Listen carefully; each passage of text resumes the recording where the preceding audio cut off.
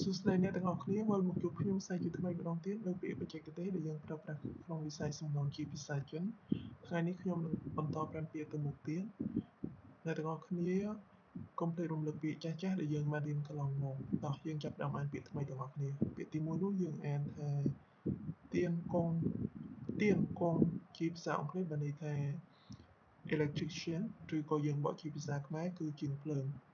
ពាក្យបន្តមកទៀតនោះយើងអានថាកងលាវsư粮食កងលាវsư粮食ជាភាសាអង់គ្លេសបានន័យថា quantity surveyor ឬក៏យើងហៅថាអ្នកជំនាញវាស់វែងនេះអ្នកយើងអាចហៅថាអ្នកជំនាញវាស់វែងឬក៏យើងហៅជាអក្សរកាត់គឺខាង QS នឹងឯងពាក្យបន្តមកទៀតនោះគឺយើងអានថា会计师ជាភាសាអង់គ្លេសបានន័យថា accountant ដែលយើងបកជាភាសាខ្មែរគឺគណនេយ្យករពាក្យបន្តមកទៀតនោះយើងអានថា气装工人ជាភាសាអង់គ្លេសបានន័យថា bricklayer ឬក៏យើងបកជាភាសាខ្មែរគឺជាងកំបាំង